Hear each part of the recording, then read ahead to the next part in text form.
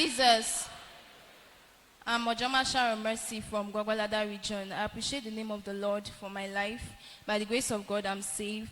I'm here to share a testimony for what God has done for me. In fact, I don't know how to appreciate his name. I don't even know how to thank him now. He has done so much for me. It was after the April program, the Soaring Above.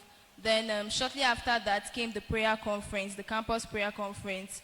The last day of the prayer conference, we went home and I planned that I'll go and visit my auntie at home since Monday will be public holiday.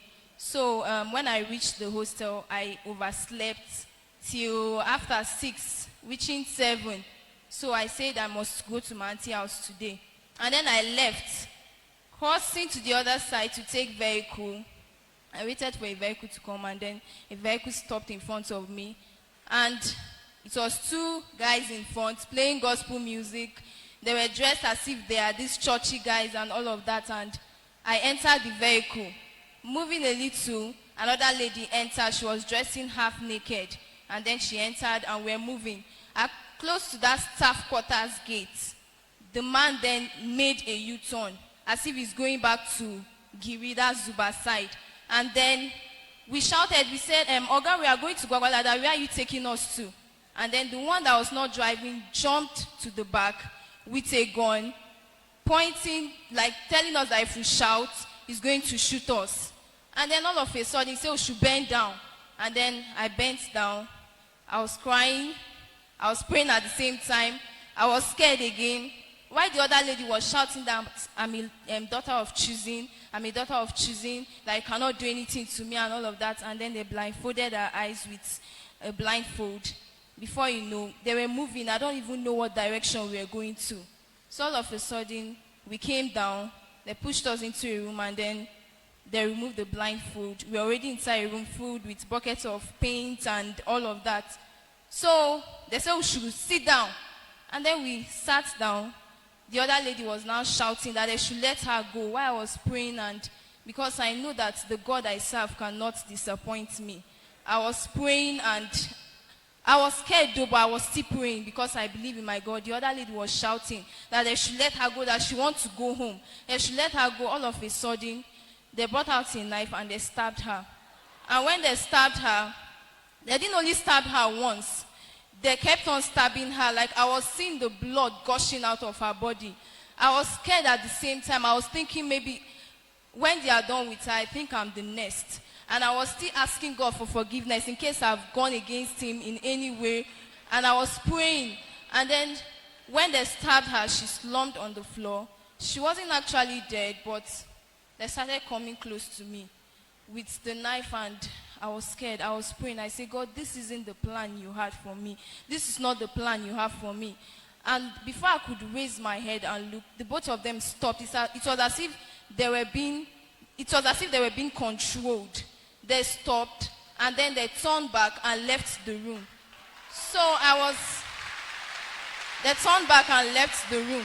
So I was scared. And later, I don't know where I got that courage from. I moved close to her. Her eyes were still blinking. She was in tears and blood gushing out. I couldn't do anything. The only thing I could do, because the way she looked, she didn't look as if she was someone who is born again. So I had to lead her to Christ. I don't know where I got that courage from, but I led her to Christ. And in front of me, she shook her head and then she died. And I was scared. I was having goosebumps, and I went back to where I was, and my leg was shaking. I could not, in fact, I was already thinking of my mom, my dad, everybody around me. I was thinking of how I was going to die. But still, that word, I was just focused on that word, forgiveness, so that they won't just kill me like that and go to hell. But I was sure, I had that assurance that even if I die now, I'm going to heaven. So later, they came back inside. Some minutes later, they came back inside. And I was saying, okay, this is my time. And they came with a plate of food, with water for me to eat and drink. I said, okay, this is how they want to kill me, with poison. So they dropped the food. They said I should eat. They didn't actually force me to eat the food, but I pushed it to one side. And then they left the room. And I was praying. I stayed in that room till daybreak with the dead body. And I was scared, but I was still praying. So early in the morning, they came back. And I don't know the time, but it was very early. They came back inside the room, and then they blindfolded my eyes and told me that let's go. And they pushed me outside. It's as if they carried the other lady that was dead, put us inside a vehicle, and we're moving. All of a sudden, the vehicle slowed down a little bit, and I could feel that they threw something out. And I felt that it was the body of that lady. So we moved, and when we moved, they removed my blindfold. And then I could see everywhere. I saw that it's around that Zuba side. And then they opened the door, they dropped me down, gave me transport money, and told me to go. Praise the Lord. Praise the Lord. Hallelujah. Do you know what I feel? Do you know what I felt? Because that time that they were coming to kill me with that knife, they saw fire surrounded me. They could not just touch me. Because I'm the anointed of God, they can't just touch me. Praise the Lord. Hallelujah. They realized that I was now the king, and they were my servants. Praise the Lord. Hallelujah. Put your hands together for Jesus.